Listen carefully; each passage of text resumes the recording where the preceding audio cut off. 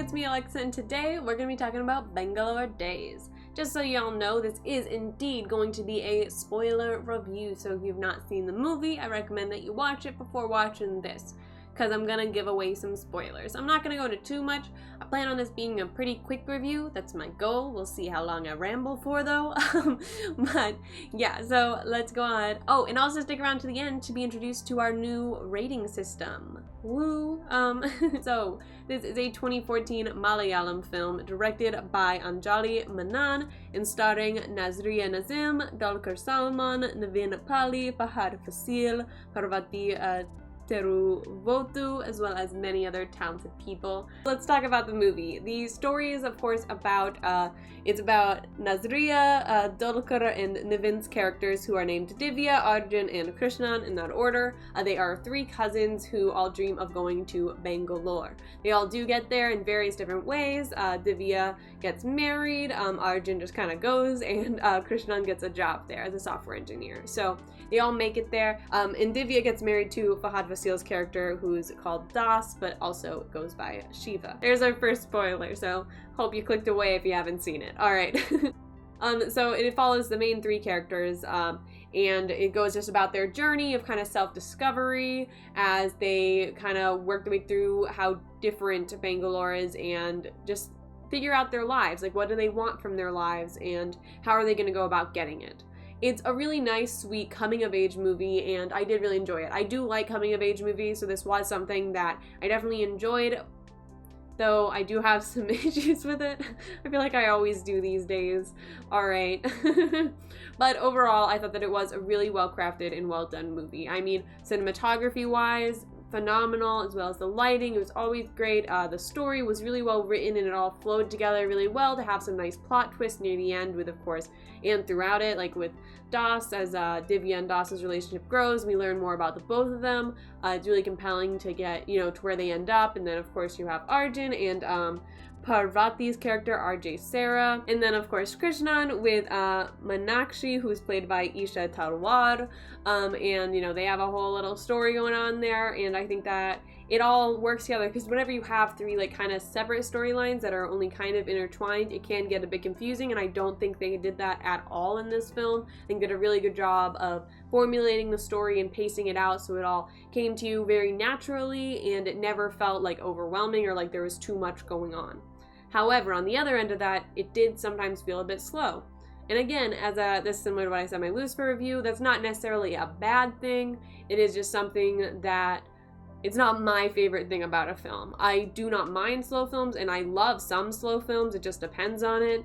But yeah, they're not my favorite type of film, though I do still enjoy them on occasion, and I did enjoy this film still. I'm not going to make any favorites lists, but I think that it was a really well-crafted movie, and I did get a little emotional at the end whenever we were learning about Das's ex, so it still was well done, and the actors were all phenomenal at playing their characters, and that helped aid a lot. Like Fahad Fasil, whenever we were learning about his ex, that was, ooh, who was Natasha, played by Nithya Menon. Yeah, that whole plot line, that got me a little emotional, so that was really well done.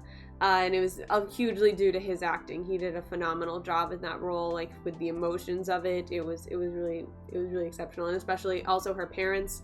Like whenever he starts screaming at him that it's his fault, I thought that was just, it made sense, and I liked it. So there's a few specific things in the movie I want to talk about more. Firstly, it's a good thing. I really like those shots near the beginning where it kind of like felt like toy car, like they had this like overshot where it almost seems like it was a toy car driving, because they're like so far away, and then they zoom in, it's the actual car, and I thought that was really cool. I enjoyed that a lot, and they had a few shots like that where they utilized that thing where it was like, and then they also had real toys, the kids playing, and so it just, I thought that was really well utilized, and it was a cool cinematography tool that gripped my attention from the start, so it got me like ready to watch and analyze right away, which I really enjoy in a film, if they can like show me some great techniques right away. So I'm like, all right, this is gonna be a well-made movie at the very least, and I'm ready to strap in and watch and analyze this, and it gave me that right away, and I enjoy that in a film. All right, now we're gonna say a negative thing, then we'll go back to a positive thing. There's a point in the movie, it's before intermission, where RJ Sarah, that character, is giving a speech to kids, because she's of course in a wheelchair, and so she's like giving a motivational speech to them because she's very successful. And in it she says, I don't want to misquote it, this was the English translation given to me in the subtitles, I'm not sure if it's in exact translation, but that's what I was told. Only thing that stands in the way between who you are and who you want to be is you. And I love this quote. I think this is an extremely important message. It is something that I had to come to terms with before in my life, where like where you have to make changes. If you want to change something in your life, the only person you can do that is you, and you have to step up and make those changes. And it's a tough thing to do, and it's an important message, especially in these kind of coming of age films, where hopefully would appeal to, younger people or people still kind of in my age range where, you're figuring it out. You're trying to figure out who you are. And honestly, older too. We're all constantly trying to figure out our place in this world. And this is a really important quote that I think is a great message. And they showed this message perfectly in the movie. There was no need to state it. And that's just a personal pet peeve. I hate when a movie just tells me its theme. Like, theme meaning like the underlying overall message of it. There's of course kind of like a few messages you can take away from this, various things you can do. It depends on what you focus on or like what impacted you the most as you watch it. There's a lot of different things you can take from this film. But I think one of the very arguably overall messages of the whole film for all three characters is that they have to figure out what they want and figure out how they're going to go about doing it. And the main thing in their way is themselves. They have to step over those personal personal barriers that they've set and become who they want to be. And so they show that so well in the movie, so well. There was no need to say it. And so that's just a big pet peeve of mine. I hate it whenever a movie does that. I don't hate. Hate's a strong word. I won't say hate. I strongly dislike it whenever movies do that, especially when they are done so well and it is so unnecessary. Alright, some more positives. I really enjoyed all the songs from it. They were all just like fun songs, really fit the mood of the movie really well. They blended so naturally with it, and they were bops, a lot of them. So I enjoyed this a lot. And I'm probably gonna go through and listen to some of these songs. I might do some reactions to them, where I rewatch them with you guys, where I'm just watching the song, not in the movie. And yeah, I think that could be fun, but I really enjoyed that. All right, this is just a statement. This isn't a negative thing. This is just something I noticed while watching it that I found intriguing as a filmmaker. So in the whatever export they utilized for Amazon Prime, that's where I was watching it on. I was watching the original Malayalam with subtitles, do not fret. And at one point it was at 1 hour, 48 minutes and 45 seconds. There is one frame where it has a little warning sign and it says media offline, and that's just because something went wrong in like the export or editing file. It's a really small thing, easy mistake, like error to have. But I think it's so interesting that it made it onto the Prime cut, and I'm wondering why it did, like what the issue was, because it's only one frame. So it's really not noticeable, and most people just think it's like a blink. But yeah, so that's interesting to me.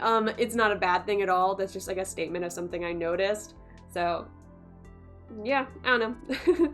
That's interesting to me. I don't know if anyone else will find that interesting, but I always find that kind of like those tiny little errors like fascinating as a filmmaker, because I wonder what was the reason that it's there, Alright, so yeah, overall I thought this was a really great, sweet coming of age movie, but I guess I do actually have another negative thing, but it's not as negative. So coming of age movies, I've seen a lot of them. In high school I was obsessed with them. I was just obsessed with them, and also books that were about coming of age and just all that stuff. So I definitely really like coming of age movies. I've seen a lot, and this one it felt kind of generic, I really, now whenever I watch them, because I've seen so many, I kind of needed to have something that sets it apart. And while this does have some unique qualities about it, and that's why I'm not viewing this as a full negative, the overall story, but until like a couple of those plot twists at the end, that's where I really started to like kind of be fully engaged in the story portion of it. All throughout it just felt kind of generic, it was just like a coming of age story of these three cousins who are, going about their lives, and it was good, and it was extremely well done and well handled, this story, which is why, I don't view it as that bad, but it felt very generic, and I wished it had brought a little bit more new to the table. Because it seemed like because it had a few different things that are generic in it, like the different storylines of the three characters were all very different. And so how they intertwined them and made them all work together was what made this film unique, but the individual storylines were just so generic in themselves that it didn't feel new enough for me. Which is okay, again. I mean, coming of age movies, a lot of them are like that because they are just kind of, because they're real. They're what people are, so it isn't the most unique or, you know, thing, because a lot of us go through those same sort of feelings and emotions, and these are great ways to exemplify those feelings and emotions through film. So they utilized it well, and that's why it's not like a full negative, I wouldn't say. It's just like a statement that I felt about the film as I was watching it. Alright, so now we're gonna rate the movie. So I'm gonna have a full video explaining our new rating system coming out soon, so this one will probably be a little bit confusing before you watch that. But we are putting this in the hammerhead shark level. This is kind of the above average good. It's a good rating. This is where like majority of the films I watch kind of are gonna fall into this, because they're films that are good. They have a lot of amazing things about them, but they're just not quite great for me. And that's kind of what this category is. So that's where Bangalore Days falls. Feel free to check out my video tomorrow where I talk about the different levels of the Sharkometer, so it can make more sense. Alright, thank you guys so much for listening to my thoughts on Bangalore Days. Overall, I did really like this movie. I think that it's very good, well done, sweet coming-of-age movie that could definitely be really impactful for a lot of people watching it, with a great message in it. So yeah, I think it's a well done movie. Alright, thank you guys again so much for watching. I hope you enjoyed. If you did, feel free to hit that like button and subscribe, and I hope you all are staying safe out there and have an absolutely wonderful day. Bye!